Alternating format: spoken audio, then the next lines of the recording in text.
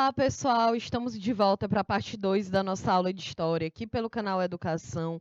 Eu sou a professora Kelly Campelo e na nossa aula de hoje a gente está discutindo sobre o que ficou conhecido como milagre econômico japonês no pós-Segunda Guerra Mundial. Porque, como a gente já aprendeu aqui, o Japão foi atacado por duas bombas atômicas, as duas com uma diferença de 3 dias cada uma média de 120.000 pessoas que morreram ali, né, vaporizadas só pelo poder, né, pelo impacto de uma bomba atômica, sem falar milhões de pessoas, de soldados que também morreram durante os 6 anos de conflito em que o Japão esteve envolvido.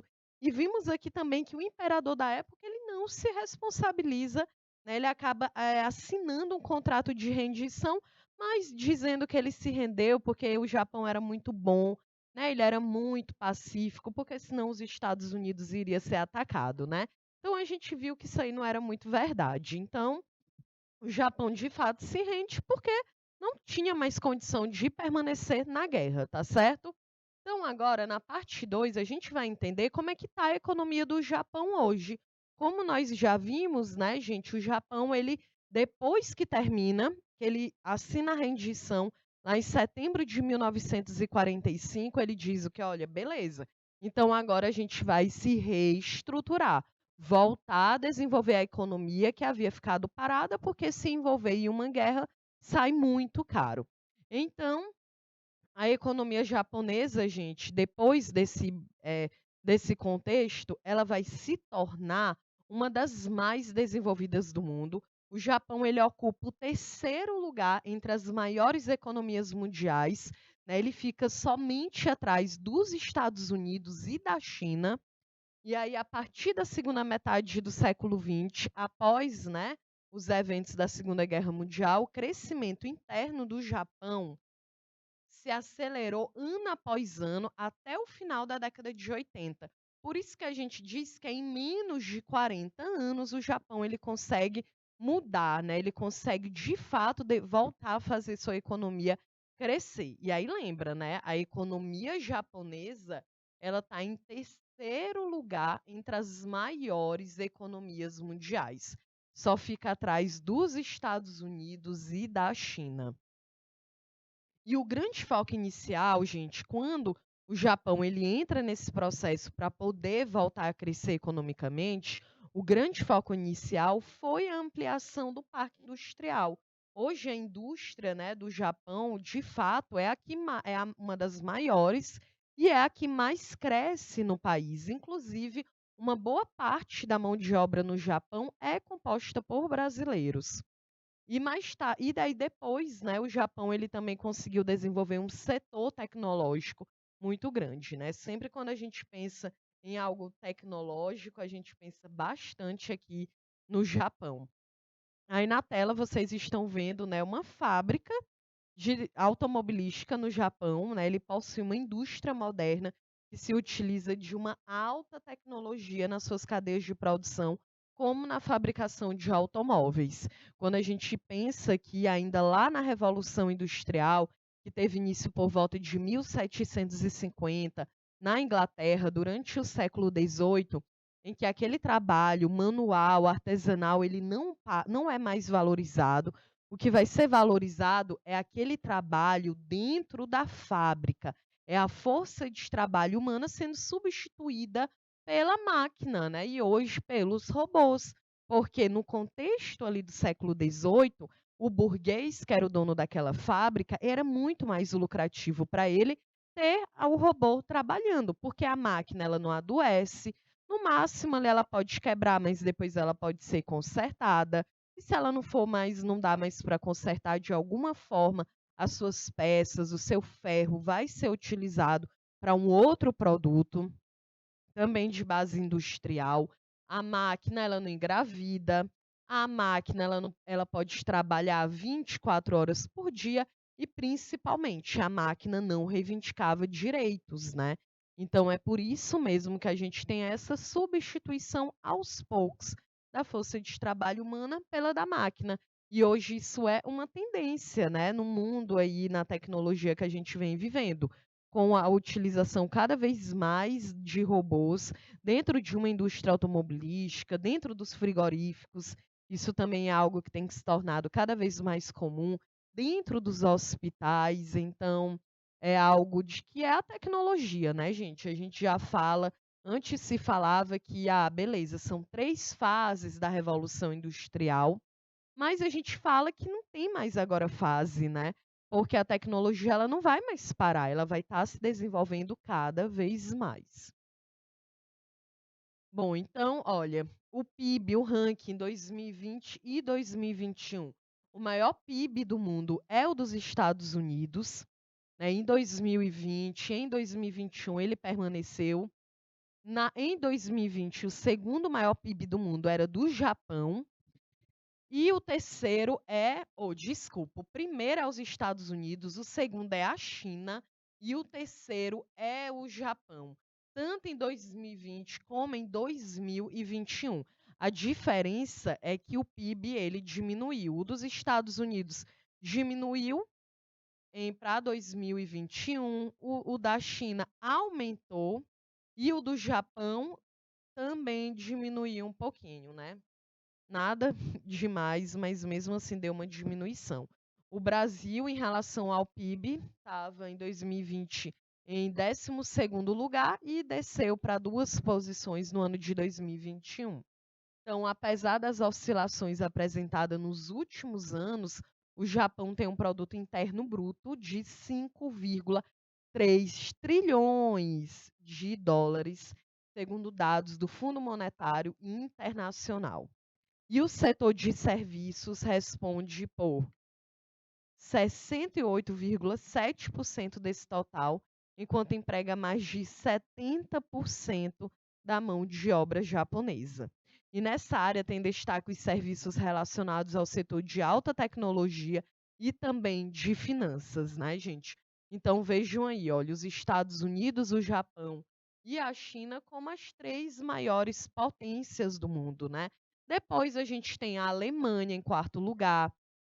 Olha, em 2020, o Reino Unido ele estava em 5º lugar. Já ano passado ele desceu para 6º, né? E a França, ela trocou, ela subiu para 5º. A Índia, agora no ano de 2021, a Índia está em 7º, a Itália em 8º, o Canadá, que também é na América do Norte, em 9º lugar, a Coreia em 10º, a Rússia em 11º, a Austrália 12º, a Espanha em 13º, o Brasil em 14º e a Indonésia em 15º. Então, da América Latina, o único país que está aqui entre os 15 maiores PIBs do mundo, né, é somente o Brasil. Só o Brasil. Da Europa, a gente tem bastante, e da Ásia tem apenas a China, o Japão, a Índia, a Coreia e a Indonésia. 5 países, né, gente? Então, desses 15 países, 5 na Ásia, 1 na América Latina e 2 da América do Norte, né, que é o Canadá e os Estados Unidos, e todo o restante aí justamente da Europa.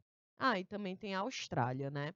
Então, é para vocês verem, né, a posição do Japão. Por isso que a gente fala que né, em menos de 40 anos o Japão consegue crescer tanto que ele consegue ainda estar em 3º lugar na maior economia do mundo. Bom, a indústria ela é responsável por 30,1% da economia nacional. O país ele é internacionalmente reconhecido por dispor de uma indústria altamente tecnológica e voltada para a produção de dispositivos eletrônicos, de maquinários e também de veículos automotores, né? Então, essa aí é a base da economia no Japão, né? Então, é até muito comum quando a gente vê alguns documentários ou algumas pessoas que são youtubers no Japão, de que no Japão essa questão de eletrodoméstico, por exemplo, é tão barato para as pessoas que moram lá dentro que muitas delas, quando elas se mudam, elas nem levam mais a geladeira ou o fogão, elas vão deixando na casa, porque às vezes é muito mais barato tu comprar novamente, né, comprar um novo, do que tu ter que pagar o transporte daquele produto para levar para uma outra cidade ou para levar para uma outra casa, mesmo que seja apenas bairros diferentes, né. Então o acesso à tecnologia, ela é algo muito diferente do acesso da produção tecnológica que a gente consegue ter aqui na América do Sul, por exemplo. O setor primário, ele é muito pequeno, né, o que se deve principalmente à limitação do espaço e o relevo acidentado no Japão. Então o Japão ele importa, né, ou seja, ele compra grande parte das matérias-primas utilizadas no ramo industrial, enquanto a agricultura desenvolvida no país, ela produz gêneros como arroz, repolho, cebola, ovos e vegetais. E olha, o que chama a atenção, também fruta no Japão, né, que é muito caro. É bem diferente como a gente comprar uma manga, uma laranja, uma uva aqui no Brasil. É muito diferente, porque de fato esses produtos, como os vegetais e as frutas, são bastante caros no Japão. Da mesma forma que a carne vermelha, ela também é muito cara, né. E aí você pode pensar: "Professora, então como é que um país que tem a maior economia, a terceira maior economia do mundo, ele consegue ter, qualidade de vida, né, se a alimentação, assim, ela é tão cara?". Então, a alimentação fresca, ela é mais cara, mas a industrializada, ela é bem mais barata, né. Então, é muito importante também a gente pensar em relação ao custo de vida, o que equivale o salário ao poder de compra das pessoas que vivem no Japão. É muito comum aqui no Brasil, eu ainda vou falar um pouquinho sobre isso, sobre a comunidade brasileira no Japão, que é muito grande, né, existem cidades lá que tem restaurante, eh bares e japoneses, né, as pessoas ou brasileiros, as pessoas falam em português, porque de fato existe uma comunidade muito grande, porque a indústria do Japão é uma das maiores do mundo, então requer muita mão de obra, e a maior parte dessa mão de obra são de imigrantes, né, são de pessoas que saíram de tudo quanto é região do mundo e se deslocaram para lá naquela ideia de trabalhar. Porque quando a gente pensa no salário mínimo no Japão, fazendo o equivalente a aqui, é uma média, a moeda que é ienes, né, equivale aqui a R$ 8.000. Então o salário mínimo no Japão equivale a R$ 8.000, né, levando em consideração a nossa moeda. Então muitas pessoas saem do Brasil naquela ideia de que elas vão trabalhar dentro de uma fábrica no Japão e que elas vão ganhar 8 vezes um salário mínimo correspondente aqui ao Brasil, né, gente. Mas aí também precisa levar em consideração que a pessoa que vive lá e ela recebe na moeda local, ela também vai ter gastos nessa moeda local. Então é uma ideia de que é um salário mínimo em que a pessoa ela consegue ter uma qualidade de vida, na ideia de que você consegue ter uma casa, um carro, consegue ter um determinado conforto em casa, algo que a gente sabe que o salário mínimo no Brasil de média de R$ 1.000 não nos possibilita isso, né. De acordo com o DIEESE, que é o Departamento de Estatísticas Econômicas aqui no Brasil, o salário mínimo em 2022 já deveria ser uma média de R$ 6.500, para conseguir dar conta do transporte, da água, da luz, do aluguel, da saúde, da educação, que afinal de contas, né, dentro de um sistema capitalista, tudo isso vira uma mercadoria, mas ainda é, né, R$ 1.000. Então, não tem como a gente receber um salário mínimo, manter um conforto, manter você ter um carro, você conseguir financiar uma casa, algo que é diferente no Japão, em que um salário mínimo de uma pessoa, de fato, ela consegue ter uma qualidade de vida, né.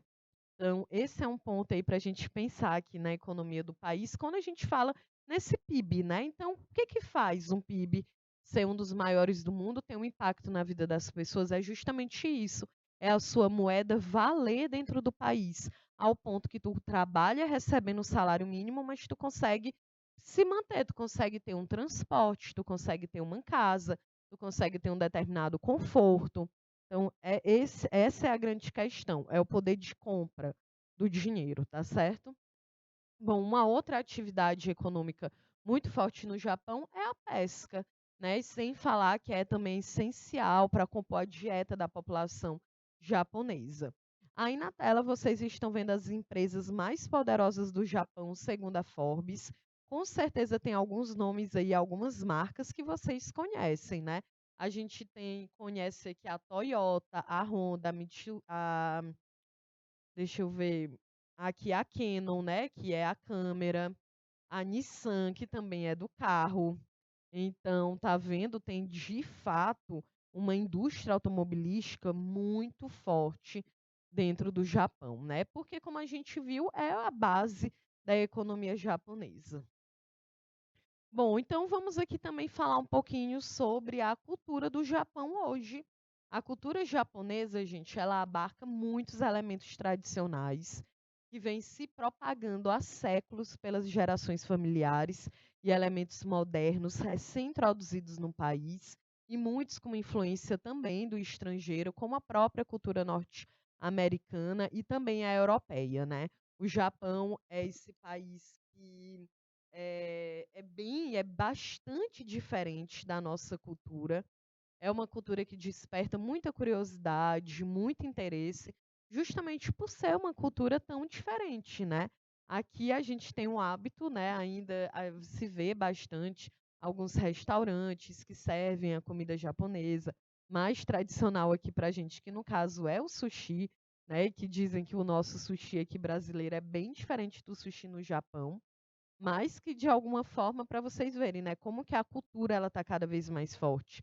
A música também cada vez mais forte. Ali na Ásia, né, a gente pode citar no caso do K-pop, que é mais específico da Coreia, mas que de alguma forma também está ali envolvido com toda a cultura asiática, né, e que acaba influenciando bastante, impactando também a cultura aqui nas Américas. Então, a maioria da população ela vive hoje no país é de origem autóctone, ou seja, é aqueles povos que de fato nasceram dentro daquele próprio território, tá certo? Então, embora haja uma parcela significativa de coreanos, chineses, vietnamitas e também brasileiros, olha, pouco mais de 60% dos japoneses são praticantes de duas religiões de forma sincrética, que é o budismo e o shintoísmo, né. E não necessariamente são religiões que têm a ideia de que existe um Deus que seja supremo, que seja absoluto, mas é a ideia da religião como o teu próprio corpo, né. Na ideia do budismo, entender que o nosso próprio corpo é uma religião, então que o ideal seria você manter um equilíbrio entre a sua mente, entre o seu corpo, que você não consuma substâncias, né, como o álcool, por exemplo, em que vai mexer no teu organismo, é algo tóxico, então que tu consiga manter um equilíbrio, ter uma saúde, uma relação mais saudável com a natureza, com as pessoas e com o ambiente que você vive. Um outro detalhe é que quando a gente fala que o povo, a origem, né, da população ali dentro do Japão, a gente fala que é autóctone, é na ideia de que de fato, se desenvolveram ali dentro daquela região, né. Inclusive existem muitas teorias sobre a ocupação do continente americano com a relação com a Ásia. Nós sabemos que existem 2 teorias aqui, existem muitas outras, mas geralmente a gente lembra dessas 2 teorias mais aceitas, que é a teoria do Estreito de Bering, que o Homo sapiens, né, não era mais australopiteco, nem neandertal, nem erectus, nem habilis. Já era o Homo sapiens que atravessou a Ásia, saiu do continente asiático, entrou no continente americano, ali no Alasca, nos Estados Unidos, através do Estreito de Bering, em um período em que o mar ele estava congelado. Essa é uma das teorias mais aceitas de ocupação do continente americano e se diz, né, que isso aconteceu em média ali há 12 mil anos atrás. Mas aqui no Piauí, na Serra da Capivara, a gente tem outras pesquisas, como a da pesquisadora Nied Guidon, na ideia de que o continente americano passou a ser ocupado há pelo menos, né, ela já fala em 100 mil anos atrás, quebrando totalmente a teoria do Estreito de Bering. Ela defende muito a ideia de que esses Homo sapiens saíram do continente asiático de barco, porque já eram Homo sapiens e já tinham ali uma capacidade de desenvolver essa própria embarcação. e aí conseguiram entrar aqui na América do Sul, né, de forma mais específica no Brasil. E aí o que a gente consegue, né, fazer a relação é que, por exemplo, muitas pesquisas com o DNA que já foram feitas dos povos indígenas e também com fósseis, é de que a população no Brasil indígena, ela é descendente, tem uma linhagem, né, tem uma genética, o DNA dos povos asiáticos. E a gente vê algumas semelhanças, né? Então, os povos asiáticos e os indígenas aqui no Brasil, tem o olho, né, mais, puxado, tem um cabelo liso, não desenvolveram pelos, assim, pelo corpo, é da genética, né, do indígena e também dos asiáticos, no caso o amarelo, né, isso. E aí a gente tem só a questão da cor mesmo, que, o povo asiático tem um tom de pele, né, mais clara do que a indígena. E aí se justifica porque na Ásia era uma região com pouca incidência solar, mais frio, né, então é diferente daqui, em que o povo pegava muito mais sol, porque estão localizados numa parte da terra tropical. Então essas são algumas diferenças, né, mas a gente realmente dá para perceber aí algumas semelhanças físicas, né. Bom, outra que outros elementos da cultura japonesa são amplamente difundidos no Ocidente, como as artes visuais, em que inclui os mangás, os animes, o cinema japonês. Agora também tem os doramas, né, que eu acho que é coreano, mas é justamente toda essa cultura asiática, ela está cada vez mais frequente aqui dentro da nossa própria cultura. A gente aqui nas Américas, né, tem as novelas aí coreanas, tem o Blackpink, as bandas de K-pop. Então, de fato, a cultura asiática, ela está cada vez mais presente na Europa e também na América, né. Além das artes visuais como os mangás, os animes, o cinema japonês, a gente pode citar a religiosidade, os esportes como o karatê e o judô, a culinária, né, a medicina oriental, a gastronomia japonesa, que ela é composta muito, né, à base dos peixes, do arroz, dos vegetais, além da carne de frango, do porco. E entre os pratos típicos estão o lamen, né, que é o macarrão com ovo, carne e legumes, os sushis, os tempurás, e que está cada vez mais presente aqui, né, no nosso cotidiano. Bom, a gente ainda pode citar aqui em relação a culturas otakus, o termo otaku, ele surgiu por volta de 1989 no Japão e em 1992 nos Estados Unidos. São indivíduos que são fanáticos por animação, anime, histórias em quadrinhos japonesas. Lembra quando a gente estudou tribos urbanas? Eu trouxe os otakus, então achei que seria legal também colocar aqui. E aí são pessoas que gostam de se fantasiar de personagens dessas histórias, além de difundirem a cultura japonesa através da música, dos jogos, das apresentações artísticas, né. Os otakus, eles se reúnem em eventos aqui mesmo na cidade de Teresina, acho que todo ano tem uns eventos em que essas pessoas se reúnem, porque é uma forma de falarem, né, de compartilhar ali sobre os animes, os mangás, essas histórias e os desenhos animados nos quadrinhos que são típicos do Japão, né. Aqui mesmo, gente, no Brasil, a década de 90, o início dos anos 2000, os desenhos que a gente mais assistia na televisão eram desenhos aí produzidos no Japão, né. Até hoje eu tenho aí com certeza vocês já ouviram falar, em Naruto, por exemplo, né, que até tá tendo aí séries, temporadas novas, né, já tá, no sei lá, no primo, no sobrinho, no filho do Naruto e continua tendo produções em relação a isso, é porque existe um público muito grande nas Américas e também na Europa.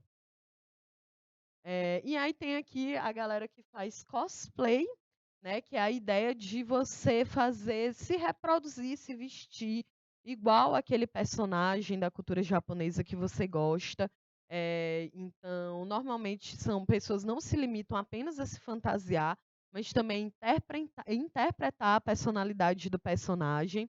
E aí utilizam maquiagem, vestuário, toda a performance corporal, né, então, de fato, é a cultura de um outro país que é bem diferente da nossa, mas que está cada vez mais introduzido aqui no Brasil, né, gente?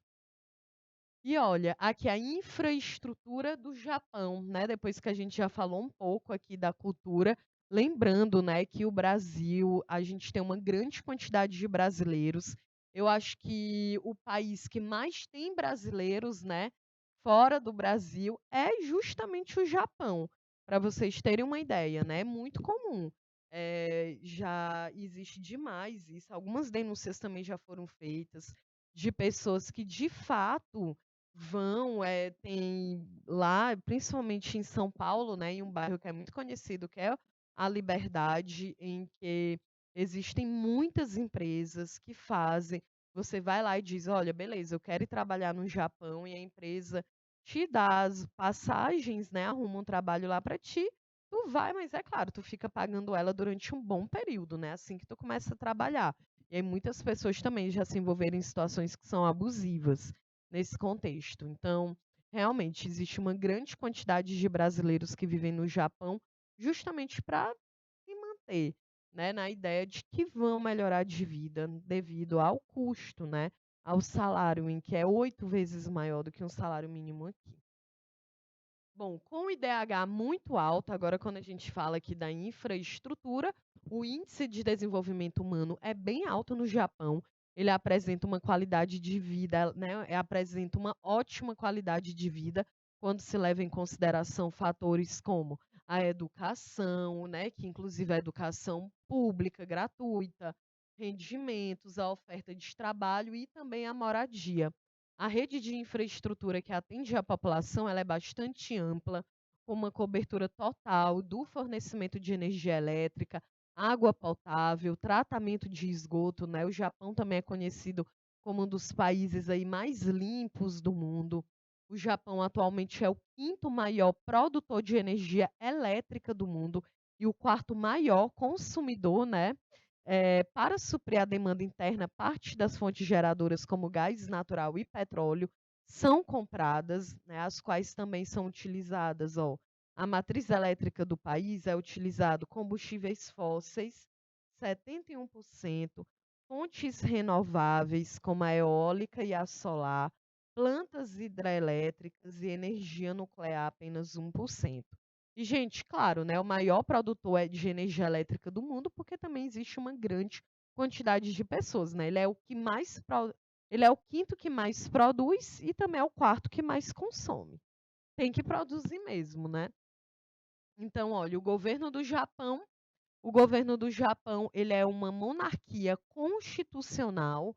Ó, hoje o governo do Japão é uma monarquia constitucional parlamentarista. O chefe de estado e principal representante do poder executivo no país é o imperador, o único em todo o mundo atualmente. A posição é ocupada hereditariamente, né? Então, assim que ele morrer, os seus filhos vêm para o poder. E, de acordo com a Constituição japonesa, a figura do imperador representa a união do povo. O chefe de governo no Japão é o primeiro-ministro, indicado ao cargo pelos membros do parlamento, né? Aí na tela a gente tem o Naruhito, que ele é imperador do Japão desde o dia 1º de maio de 2019, né? E agora o próximo imperador provavelmente é o seu filho, porque é de forma hereditária. Beleza? Bom, então agora a gente terminou aqui o nosso conteúdo sobre o Japão, né, compreender de que forma que o Japão, ele é a terceira maior economia do mundo, conseguiu se reerguer, se reestruturar apenas 40 anos depois do fim da Segunda Guerra Mundial. Então, realmente é algo muito impressionante, né? E aí, para a gente fechar esse conteúdo, eu vou responder aqui algumas questões com vocês, tá certo? Então, bora lá para a nossa primeira questão. A história econômica japonesa é marcada por dois momentos cruciais, verdadeiros. Não, a história econômica japonesa é marcada por dois momentos cruciais, verdadeiros pontos de inflexão ao longo do processo de crescimento do país como Estado moderno. O primeiro deles reporta-se à restauração ou Revolução Meiji, ainda no século XIX, e o segundo está ligado ao período do milagre econômico, Olha aí, né? O segundo período está ligado ao milagre econômico depois da Segunda Guerra Mundial. São características da Revolução Meiji e do milagre japonês, respectivamente. Letra A. A exploração de mão de obra barata de países vizinhos e a importação de matéria-prima barata de países americanos. Olha, primeiro está falando da Revolução Meiji, lá no século XIX, e o outro é o período do milagre econômico, né? A ideia da Revolução Meiji, gente, é uma organização familiar. Então, é aquele governo que ele é administrado por uma própria família. Lembra, né, que os japoneses levam em consideração essa questão do império, porque eles entendem que é uma forma do Japão ele se manter unido. Então, aqui, não é, na Revolução Meiji, ela não é marcada pela exploração da mão de obra barata de países vizinhos. Então a gente pode, ó, dizer que é falsa, letra A. Letra B, a organização de monopólios familiares, verdadeiro, porque foi isso que foi a Revolução Meiji, e o desenvolvimento industrial de alta tecnologia, que é o que marca a reestruturação que a gente estudou como milagre econômico depois que acaba a Segunda Guerra Mundial, né? Então aqui com certeza a alternativa verdadeira, letra B. Mas vamos ver por que as outras estão erradas. Letra C. O desenvolvimento da indústria mecânica, não.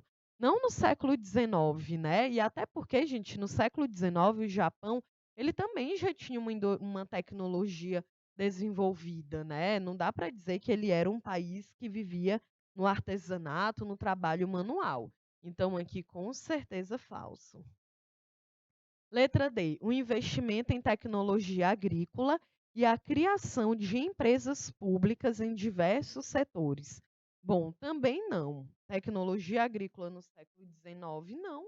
E nem a criação de empresas públicas, né? Falso. Letra E. O investimento em educação primária e o início da exploração de reservas energéticas. Não é o investimento em educação primária, não é o que marca a Revolução Meiji, e dizer que essa exploração de reserva energética, o Japão sempre explorou sua energia, né, de diversas formas, como a gente viu aqui. Então, falso. Então, com certeza, a primeira questão, a alternativa verdadeira é a letra B. Vamos agora aqui para a segunda questão. O milagre econômico japonês.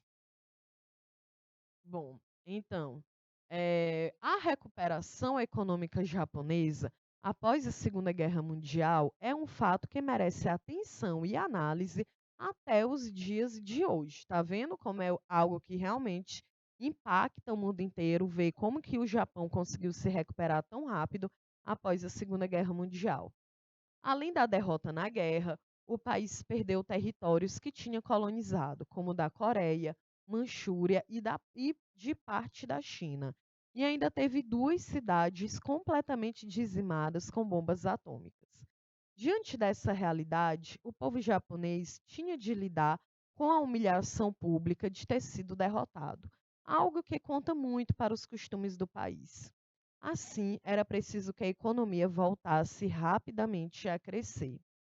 Bom, um dos principais fatores que marcaram a recuperação japonesa após a Segunda Guerra Mundial foi letra A. Ó, essa questão é perfeita porque é justamente o que a gente discutiu aqui durante toda a nossa aula, né? E aí fica uma dica, porque com certeza também é uma questão de prova. Então, um dos principais fatores que marcaram a recuperação japonesa após a Segunda Guerra Mundial foi: letra A, a importação de novas tecnologias desenvolvidas em outros países, como nos Estados Unidos. Gente, não faz sentido dizer que o Japão ele se recuperou economicamente porque a tecnologia que foi fundamental para ele se desenvolver, ele estava comprando de um outro país, né? Claro que não. É por isso que o Japão, os Estados Unidos são conhecidos como países desenvolvidos, porque eles produzem tecnologia dentro do seu próprio território. Não precisa comprar tecnologia que vem de um outro país, tá certo? Então aqui, com certeza, a letra A ela é falsa. Letra B, a aplicação maciça de verbas públicas na área educacional e na qualificação de mão de obra. Perfeito, gente. Com certeza, a letra B, verdadeiro. Olha, a aplicação maciça de verbas públicas na área educacional. Esse aqui é um grande destaque, o que fez o PIB do Japão se desenvolver, porque precisa de tecnologia. E de tecnologia, né, a tecnologia, para existir, ela também precisa de técnicas e de profissionais especializados. Então, algo que fez com que a tecnologia no Japão de fato conseguisse crescer é porque teve um investimento pesado na educação, na preparação dessas crianças ainda no ambiente escolar e, claro, também na preparação desses profissionais ali dentro do ensino superior, porque é justamente dentro dessas universidades que toda essa tecnologia ela vai crescendo e vai se desenvolvendo e vai voltando para o país, como a gente viu, né, aumentando o seu índice de desenvolvimento humano e também o seu PIB, né, que é justamente a sua produção interna. Então, com certeza, quando a gente pensa aqui no milagre econômico japonês, como que o Japão ele consegue se recuperar, vocês irão lembrar disso aqui, de verbas públicas, né, que foram injetadas, foram investidas na educação e também na qualificação da mão de obra. Porque como é que vai ter tecnologia se não tem mão de obra? Qual é a diferença que vai fazer se para eu desenvolver uma tecnologia eu tenho que contratar mão de obra de outros países, né? Não, a ideia é de que absorva a própria mão de obra dentro do país para os cargos ali que são mais altos, né, que vão de fato desenvolver ali a tecnologia. Porque dentro das fábricas, ali nos salários mínimos, a maioria são pessoas que vêm de outros países do mundo. Então, aqui, segunda questão, alternativa verdadeira, letra B. Vamos ver as outras. Letra C, o estabelecimento de jornadas de trabalhos curtas para aumentar o número de empregos. Falso também. Letra D, a concessão de volumosos empréstimos e grandes investimentos chineses em sua economia. Não. Sim, o Japão fez alguns empréstimos, principalmente com os Estados Unidos. Agora, dizer que a China investiu dentro do Japão, claro que não, até porque são meio que rivais ali, né, dentro da economia. Então, aqui, segunda questão, alternativa verdadeira, letra B. Terceira questão. Vários fatores foram responsáveis pela rápida recuperação econômica japonesa. Esse período ficou conhecido como o milagre japonês e se estendeu no final da Segunda Guerra Mundial até os anos de 1980. Sobre esses fatores, é correto afirmar que, letra A, os maciços investimentos estatais na educação contribuíram ainda mais para a qualificação da mão de obra e também, junto com a iniciativa privada, promover o maior crescimento em pesquisas e desenvolvimentos tecnológicos. Pronto, né, gente? Acho que respondeu aqui a nossa questão. Com certeza, a alternativa verdadeira, letra A. Né? Então, foi muito investimento na educação, para que essas crianças, quando elas saíssem da escola, quando elas entrassem no mercado, quando elas entrassem dentro de um ensino superior, né, o que era muito focado era nos cursos ali para tecnologia, né, para infraestrutura, para construção civil, para informática, na ideia de que assim conseguiriam alavancar mais uma vez a economia do país, né? E a gente viu na industrialização também pesada, não tanto na industrialização de bens, né, de consumo, como ali os bens, o vestuário, ou então a produção na agricultura. O que de fato fez isso aqui, o Brasil voltar a ser uma potência, desculpa, é justamente o desenvolvimento tecnológico, né? Um investimento muito grande na educação e também na tecnologia, na indústria automobilística, que foi uma das maiores aqui do Japão. Tá certo? Então, aqui, terceira questão, alternativa verdadeira, letra A, mas vamos aqui analisar as outras letras. Olha, letra B. O crescimento da militarização do país permitiu maiores investimentos na industrialização de bombas nucleares.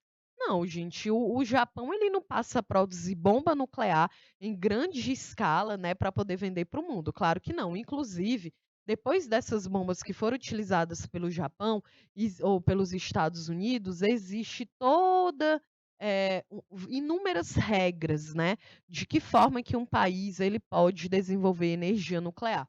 Inclusive, o Japão também utiliza uma parte de energia nuclear que corresponde a 1% da energia consumida dentro do Japão, é nuclear, né, mas não é essa energia, ela não é utilizada, não seria utilizada para conseguir fazer uma bomba atômica, é diferente. Então a letra B aqui está errada. Letra C, a presença de abundantes jazidas de minérios e grandes reservas de combustíveis fósseis. Falso também, porque a gente viu que o Japão é um grande comprador de petróleo, né, do petróleo que vem de outras regiões do mundo.